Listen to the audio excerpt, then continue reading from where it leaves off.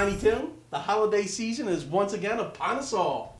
It's time to heed Old Man Winter's call. Yes, Ebenezer Blues, the nights are snowy and cold.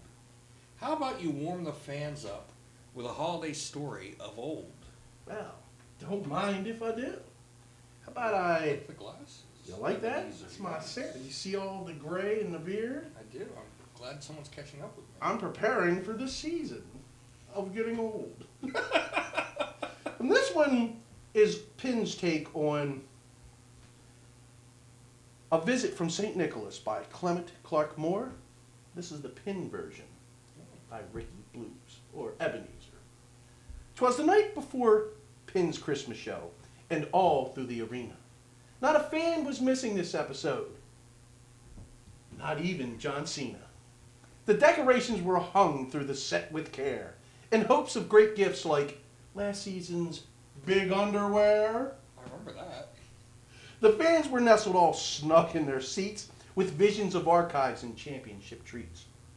And Tim, with his humor, and I being loco, That's true. had just settled our nerves with a cup of hot cocoa. When up in the studio there arose such a clatter, we sprang from our chairs to see what was the matter. And whom to my wondering mind was there getting over?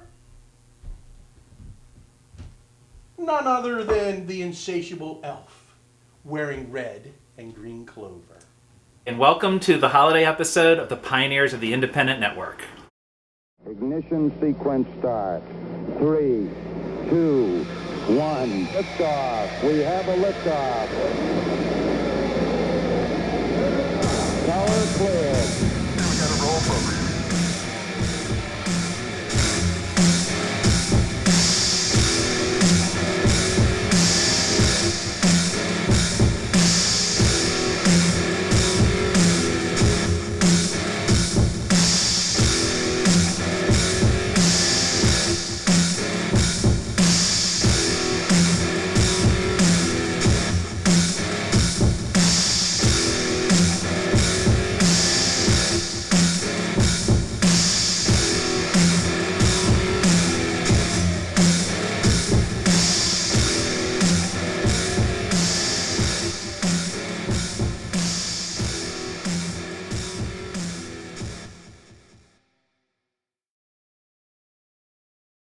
Welcome back, friends. This is the holiday episode of Pioneers of the Independent Networks. Today, we have our very special guest, the insatiable elf, Adrian Hall. I'm your host, Ricky Blues. This is your co-host, Tim Walker. And we are so excited to bring you this holiday episode. This has become a real tradition for us, Tim. It has, and it's even cold outside. As you can see, I've got my coat on. You do. Even in the pin offices, they decorated it nicely, but they forgot to turn the heat on. It's chilly, yeah. I think they took the holiday off.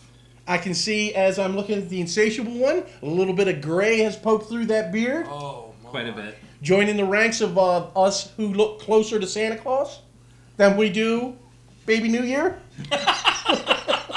Well, I've been thinking about dyeing my hair to help keep it a little lighter, but I'm not that pretentious. Don't anyone look at me. Tim, all I want to say is the thing my mother told me years ago. Truth stands alone, guilt needs explanation. I need to write a book. So welcome aboard, friends. We've got a really interesting show for you today. Again, in the holiday spirit, right in the middle of the regular Pin season. We've got some really good things going on with Pin. We just finished up our 2-spot episode with the Carroll County All-Stars and talk about some very interesting stuff with history. Wow, that was a neat stroll down memory lane. We're seeing Rip Sawyer, seeing very early Agent Orange as his Hurricane Mitchell character, very early Sledgehammer McGill. Yeah, we got to see some lady wrestlers. Dawn, hello Dawn. Absolutely. Good job. And the neat thing about that is we filmed that very early in 2016, but because of our schedule, we've had to push it back and push it back. We've gotten it out. Now we're in the midst of the holiday, right in the holiday season. You can tell there's a big difference with us, with our beards here. We're growing it in because of the coldness. So I thought that's pretty interesting. It's just so you can get the little difference between what you saw the last 2 weeks and what you're seeing here today. Definitely. When did we tape those? Back in May. I think it was May. It Yeah, was that's in May. been a long time. Rip Sawyer looked ripped as always. I tell you, Oh, he's still in goodness. phenomenal shape. Looks in better shape now than when he was wrestling. He absolutely does. He looks chiseled. He's got a grizzled look to go with that chisel. And I tell you, we laughed earlier, jided about the Fountain of Youth, but that man has found it in this holiday time. He's living life right. He is. He is. That's awesome. So today, one of our topics is going to be, and we're going to each have a second or two to weigh in on this. We're going to talk about the holiday experience during wrestling events. Now, we each have a little different take. I'm going to address the holidays that we're in now, Thanksgiving, Christmas, New Year's. Ed, you're going to reach back a little bit. Yeah. Tim, you've kept your mouth quiet about this episode. Yeah, I think I've got something up my sleeve. I love it. I love it. So come along with us. If you've joined us in the past, you know that we speak about all the independent archives that existed from the 1980s to today. That's the Mid-Atlantic landscape, 40 years worth of material, and we love bringing it to you, our fans, each and every week, and especially when we get to have a little bit of fun in these holiday episodes. So the holiday season is all about giving. For us, that means we're giving our guest the first opportunity to address some of his holiday memories concerning the pro wrestling field. Okay. I'm going to bring up two. First of All which right. is, you talk about the pay-per-views that we used to love and enjoy as we were growing up and also in the business. My first inclination was to always say Halloween Havoc because it's my favorite time of the year. Mhm. I was married on Halloween, been married for 19 years, so how many Halloween Havocs could I have gone through in that time? Exactly. But I have Wink, to wink, Grace. I have to say, though, that I firmly believe my favorite holiday time of the year with wrestling was back in NWA days, Great American Bash. Wow, jumping back to holiday in July. Yes, 4th of July. Christmas in July. Exactly. I found that the NWA did a remarkable job of booking the main event and the mid-tier talent. So I felt that you would see on these Great American Bash shows, you would see what I would consider a main event after a main event after a main event on those shows. You would have a Flair Rhodes heavyweight title match highlighting the card. Right. But you could still see Tully Blanchard and Ronnie Garvin in a match. You could see the Road Warriors and the Midnight Express. They did such an outstanding job of building that mid-tier talent that the card was always very full. You didn't want to see one of those matches just for one match. You wanted to see everything that the show had to offer. The full card was gift after gift. Exactly. And it endeared itself to the fans throughout the years, because if you still listen to fans who have been inside this business and around this business for a long period of time, they always harken back to that time period. Absolutely. That's interesting. I like that. Christmas in July. That's pretty awesome. That's interesting. Tim, would you care to go next, or would you like me to fill in some? Well, my memories go back into the early 1990s. Probably the tradition of Southern wrestling in Tennessee. Ooh. Yeah, they always had some really big cards on Thanksgiving. And then they had a Christmas Chaos Tour, which would run through the Smoky Mountains in the big towns like Knoxville and Johnson City. I remember going to Knoxville in 1991 on Christmas night. I remember making that trip down to Knoxville, down Route 81, then down Route 40. And it was really, really hard to find a place that was open so you could get something to eat. It was Waffle House, I believe, where I dined, or what I prefer to call Awful House. The Awful House. But we didn't have much to choose from. It was Christmas night. Be kind, Tim, because Santa Claus is just over your shoulder watching you. Oh, I know, but you had to eat. To You had understand to the eat play. there with me to get a full appreciation of that. I can But- appreciate it. My daughter Gwen threw up in a Waffle House. Just thought I'd share. Well, that kind of looked like what I was served at a Waffle House, I think. But yeah, what a night that was. But what a great night in the Smoky Mountains. The cards were sponsored by the local businesses, and it was only $5 to get in that night. I remember over 1,000 people in the Knoxville Coliseum on Christmas night. And was this Smoky Mountain Wrestling? Smoky Mountain Wrestling, yes. Run at that time. Jim Cornette was at full helm. Chris Candido would have been there. Well, Chris Candido, Cactus Jack. They bring in some big stars like Paul Orndorff and Ronnie Garvin. Right. Yeah, it was quite an event. It's good stuff. Yeah, That lots of is. things happen on Christmas night down there. As a matter of fact, Jim Cornette managed the Rock and Roll Express on Christmas night in Knoxville. Now that's a gift for the fans because, wow, there was 20 years of history between those two on opposite sides long before that happened. I actually never knew they ever appeared together on the same side. Yes, Jim Cornette managed the Rock and Roll Express in their match against the Gangstas. Interesting. The sad thing that I hate to say today is now that the WWE owns that property. If you look hard enough, you can still find some of it on YouTube. Now, I'm going to reach back, you're talking about, that was 1990-91 time frame. I'm going to reach back 2 decades prior to that. And my holiday, my Christmas memory in wrestling that I really like to talk about this year, I'm going to reach back to Georgia Championship Wrestling. And I'm going to give you a little bit of history, because this show is all about history. You guys can fill in some of this, because I know you're going to, as soon as I start to talk about it, I know you're going to recognize it. December 25th, Christmas Day, 1971, Georgia Championship Wrestling airs its very first episode on TV. Wow.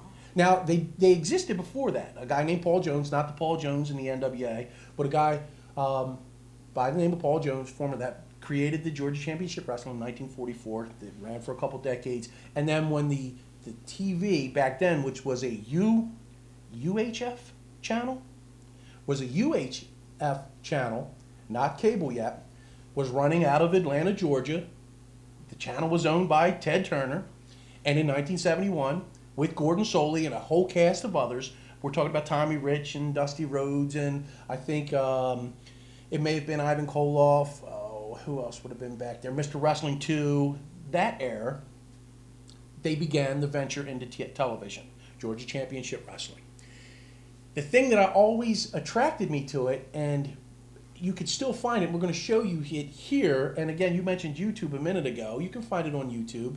This one has been placed on YouTube by a lot of different users, but if you remember the 1971 Christmas episode of Georgia Championship Wrestling, there was a little segment where you had all the wrestlers in the ring. Michael Hayes, Gordon Soley, Mr. Wrestling 2, Tommy Rich, when Michael Hayes was a face, and they sang for the audience, Deck the Halls.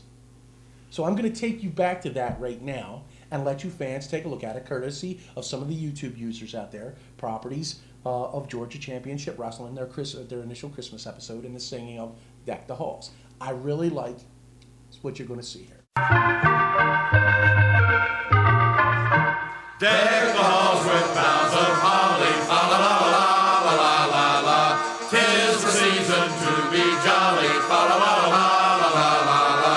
Don we now our gay apparel, fa la la la la la la la. Toll the ancient Yuletide carol, fa la la la la la la. Deck the halls with boughs of holly, fa la la la la la la.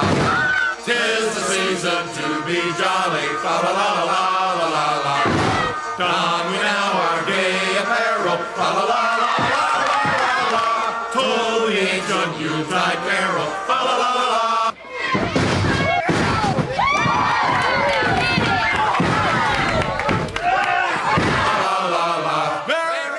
Welcome back, friends. Gentlemen, what did you think of just that little bit? That was fantastic. First time That you've ever was- seen it? First time I've ever seen it. Highly entertaining. Wow. Just exactly. Exactly. It's speechless. Sometimes when you look at that, and I liked what they did as they continued song Deck the Halls, just to get the wrestling feel in. They cut in a couple clips of, I think primarily it was Tommy Rich doing some wrestling moves. So I thought that was pretty interesting, but it always harkens me back to that. And there is a ton of story that goes along with Georgia Championship Wrestling. Very close at that time to independent. It was a territory. Georgia, all the places in Georgia, those wrestlers went throughout. And I would suggest to our fans that if you want to know some true history, look into Georgia Championship Wrestling, because I'll give you a couple little facts. One of the things was from that 70s time period, that early 70s time period, they developed, and Ted Turner developed by 76, the Superstation, which was a cable station. So you went from that UHF to a cable station, which meant that it was able to be broadcast nationally. That was very big. Prior to that, there was a whole big battle that went on. 1972 came around. The powers that be started to die off. I think it was Ray Gunkel, passed away. So there was a big fight over who was actually going to get Georgia Championship Wrestling. His widow, Ann Gunkel, and the new upstart to come in was Bill Watts. So there were some tenuous times there. The Bill Watts crew didn't stick with him. They went with Ann. She created, I think it was All Southern Wrestling Association or Alliance. All Southern Wrestling Alliance. That took most of the talent from Georgia Championship. Bill Watts created Mid-South Sports. And then they brought in Jim Barnett. And Jim Barnett forced over a 2-year period the Gunkels completely out of business. The wrestlers come back. And then all of a sudden, Georgia Championship Wrestling is again renamed and starts to hit its stride. So much that it becomes that national show. And from that point, it attracts the attention of one guy. And that's that guy in New York who wanted to take everything over. So along the way, and just so you know, affectionately, the battle between Ann Gunkel and Bill Watts, that was called the Battle of Atlanta, if you're looking at in wrestling historical terms. That transpires into the 80s. They're doing great business. Then comes the single biggest move that I think changed the landscape of that wrestling. Again, McMahon is growing nationally, growing vigorously, and he's looking to acquire good, nationally known talent to build it. So in 82-83 period, he strikes a deal with some of the people who are behind Georgia Championship Wrestling. The Briscoes at that time are there. They have 2 shares of it. I think it's Jim Barnett has a share, and I think might have been Paul Jones, I think, still had a share, and he buys that out. The Briscoes get $900,000 in future guarantees to go with WWE. And a job. And a job for future. The only stalwart who holds out, Ole Anderson.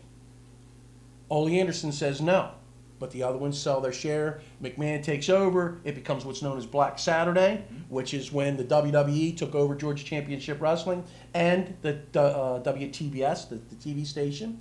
And from that point forward, wrestling history's changed because it was a slow motion spiral for the rest of the territories and all the guard under the National Wrestling Alliance to finally succumb to McMahon's monopoly. And I look back at that time, so Christmas always reminds me of that chain of events that happened there. So you have a great big history that's tied there to just that one event. Right. It changed us. It changed everything. So from that point, it moved forward. The independents were born out of the outlaws who refused under the old guard. I still think, even though people call us, say that we were independents, we had a territory. And our territory was those 6 states. I mean, we wrestled in Baltimore, we wrestled in Richmond, we wrestled in Kaiser, we wrestled in York, and that's Newark. I mean, we're talking about, and then Clemington, we're talking about 6 states that was really a territory. Everybody traveled that circuit. That was, I think, the last vestige of what territories were. And if it wasn't necessarily a territory, it was a network. It was, right. And you're probably right, Tim. That's probably the best way to look at it. So every time we get to this Christmas feel, bittersweet memories come about because I'm forever an NWA guy with all that early stuff. Well, friends, we have had an excellent holiday show. We have talked about a lot of different things, some things that affected us, some things that keep our memories alive and stirred, especially around the holiday season. And as every year, which is our tradition, we come down to a nice little portion of the show where we like to exchange a few gifts in the spirit of the season. Oh, dear God. Gee, I'm sorry I didn't bring anything. Well, I tell you, Santa Blues said we have a special guest. They're coming in, and the insatiable one, who was our insatiable elf, if you didn't know, deserves just as much thanks for all he's done for us over the years. And again, on this very, very merry holiday show, showing up to impart some of his wisdom. Santa Blues, for the insatiable one, much, much appreciated for all your work. Please open it and show our fans what mirth you have there. If this is double-ended, I'm going to read it. I think you just gave Tim a coronary. Well, in the spirit of the insatiable. In the spirit of the, Oh my! well, I guess I need to go get the batteries. I'll never think of Christmas the same again. Wow! Oh, thank you, man. Thanks, Bill. Absolutely. Okay, this is cool. Thank goodness this is a rated PG show. I guess I'll put the batteries away now. Oh my! Send the kids to bed. Thank you, Bill. Absolutely. Thank you. Thank you. Care to open yours now? Well, Tim, I'm afraid to now. the time has come for one for Tim. This is for all those days of travel that we make. This is for those times that you decide to nip into that coat pocket, and I never know what you're going for. telling you, I'm flabbergasted. And at a loss for words, ladies and gentlemen. I'm a little bit leery here. Oh my. Oh, okay. All right. Very nice. Very nice. Uh-huh. Very nice. That's to keep you warm This on is, those yes, cold this nights. is, after I drink this, I may need this as a walking stick. Absolutely. And you notice it's just the right size for you to be low to the ground because you'll be crawling after you drink. That may be what digs me out of my hole, right? Now, Oh, thank you if very much. that's I not appreciate enough that. for you, Tim, Santa Blues also had Merry another quick little Oh my goodness. present left in your stocking that he wants to make sure you get because our Two fans, gifts. absolutely, our fans this year have noticed you have developed an unnatural habit. Uh-oh. You're very like, what is going on? Should I open this on camera? You absolutely should, and I'm going to give our fans a little hint as I drink from this cup. What in the world is this?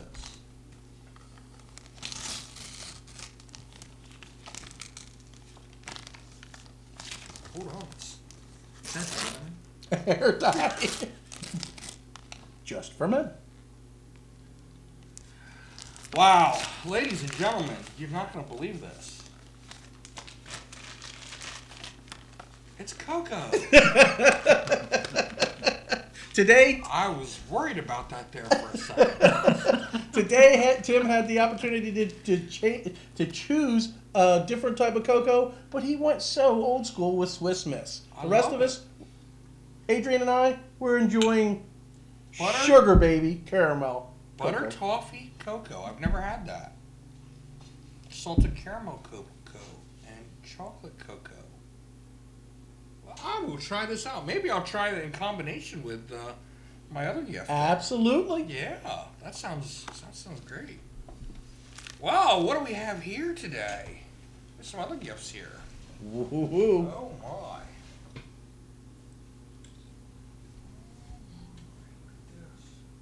This is to Adrian from Santa. Wowzers. Thank you, Santa. There you go, Bill. Ah. Because everybody Honey wants nice buns. buns for Christmas. Yes, they do. Especially, And especially Richard Simmons. exactly. And if I don't eat them, I can always do my Princess Leia gimmick. Who's going off the rail? And I have a Hulk Hogan Ultimate Anthology. Woo! I knew you was over, brother. And there you go. That's something a little bit healthy for you. Cranberry nut trail mix. Santa is trying to tell me something. He's keeping me a little sweet, a little salty.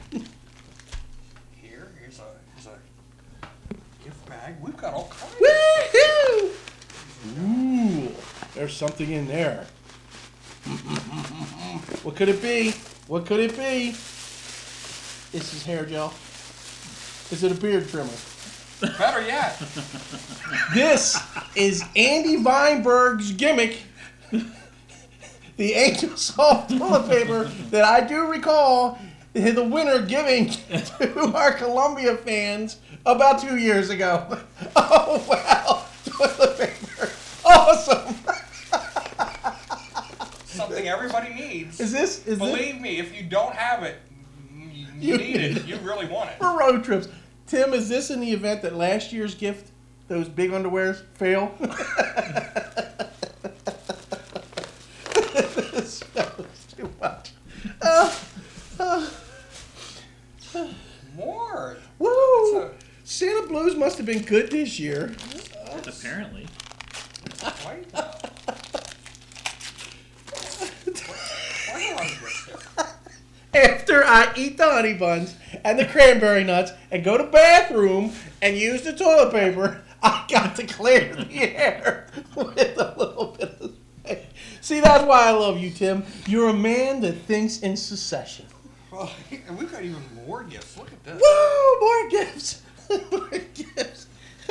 It's Christmas. Adrian, I'm gonna ask if you don't mind holding these for Sure a thing. second, Adrian. I got a Christmas belly laugh going on.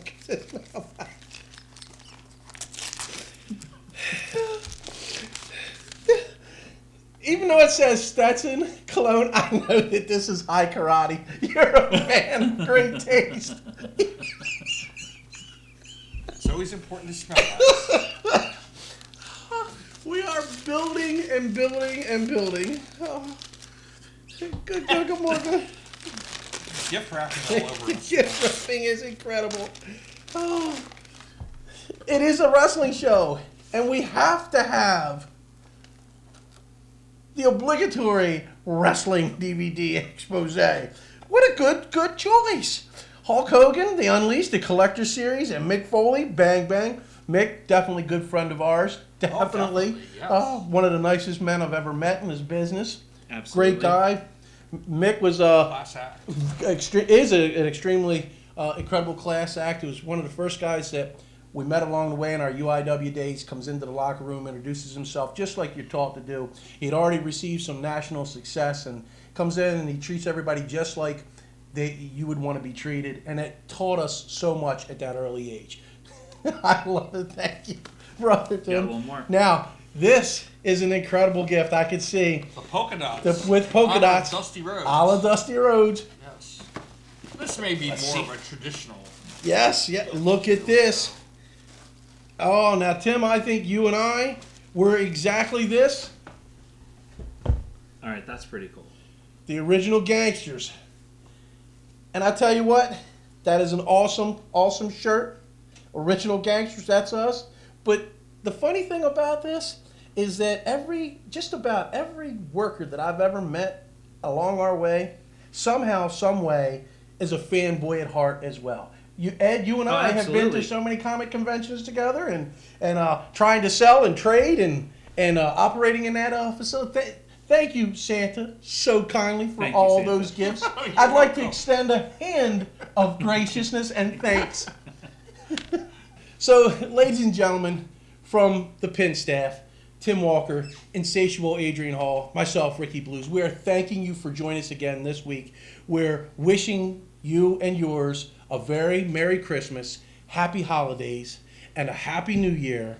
And always are we departing on the terms of not just that stroll down concussion lane, but well-wishings for you and yours for many more in the years to come. Merry Christmas. Merry Christmas.